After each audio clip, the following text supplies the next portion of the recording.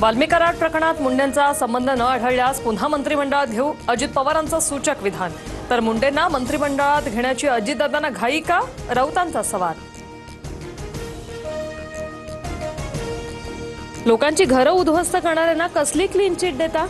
धनंजय मुंडेंवरून सुप्रिया सुळे यांचा अजित पवारांना सवाल. अशा लोकांना मंत्रिमंडळात येऊ देणार नसल्याचाही इशारा.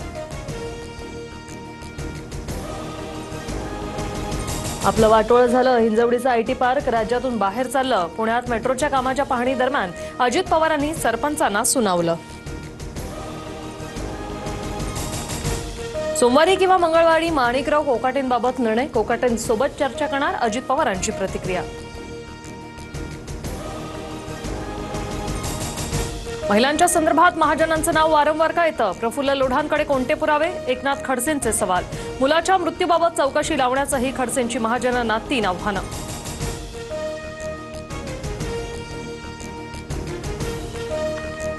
राज्यमंत्री माधुरी मिसाळ यांच्याकडून मुख्यमंत्री फडणवीसांची भेट. समन्वयातून काम करण्याच्या मुख्यमंत्र्यांच्या सूचना, सूत्रांची माहिती. शिरसाट मिसाळ वादावर अखेर पडदा. राऊत रोज उठून कोणतेही आरोप करतात, त्यांनी पुरावे द्यावेत. श्रीकांत शिंदेंचा संजय राऊतांना सल्ला. भ्रष्ट मार्गाने श्रीकांत शिंदे मेडिकल फाउंडेशनला पैसा आला, राऊतांनी केला होता आरोप.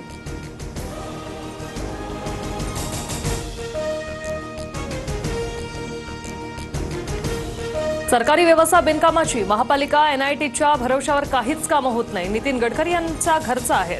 राजकारणात फुकटांचा बाजार असल्याचीही केली टीका.